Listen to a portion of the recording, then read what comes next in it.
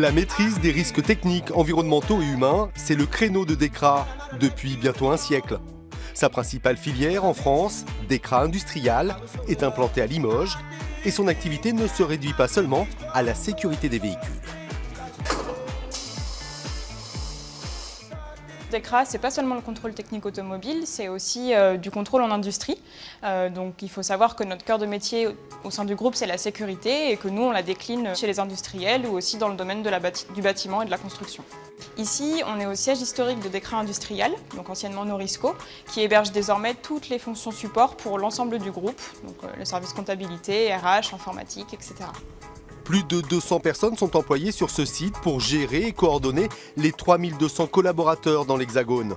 Sur le terrain, la palette des services proposés est globale, audit, conseil, formation, certification ou solutions innovantes, à l'image des activités de Jean-Michel, dont le métier a évolué au fil du temps. Je suis responsable technique sur le domaine de la prévention incendie, notamment et en particulier sur les bâtiments au recevement du public, qui concerne les installations de gaz, les moyens de secours, les systèmes de sécurité incendie, et je suis les évolutions réglementaires des textes.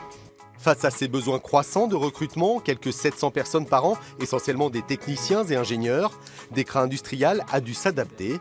Le groupe a recours à l'apprentissage. C'est le parcours qu'a suivi David en 2010, avant d'être embauché en CDI. En fait, avec mon école, je passais 7 semaines à l'école et 7 semaines à l'entreprise, ce qui nous permettait d'intégrer de gros projets au niveau d'entreprise, où je pouvais travailler pendant 7 semaines sur un gros projet. Et ça permettait d'intégrer aussi l'équipe et de travailler à plusieurs sur un projet. Suite à notre comité avec les différents business métiers, une alternative au recrutement classique qui a fait ses preuves. La société a construit un partenariat avec l'école d'ingénieurs locale, 3IL. Mais on a besoin de jeunes qu'on formate par rapport à notre méthodologie et ils sont complètement opérationnels parce qu'ils ont été intégrés pendant 3 ans. C'est une vraie formation, c'est une opération gagnant-gagnant. Gagnant pour le jeune ingénieur qui a un emploi et pour nous parce qu'on a formé quelqu'un qui est très compétitif sur le marché et de suite, je dirais, intégré dans nos équipes. Aujourd'hui, aucune formation scolaire ou universitaire ne répond au profil des métiers recherchés par DECRA. L'entreprise a donc dû créer une formation sur mesure en interne. Pour la fonction de technicien en particulier, comme on a des gros volumes de recrutement, on recrute environ un peu moins de 300 techniciens à l'année.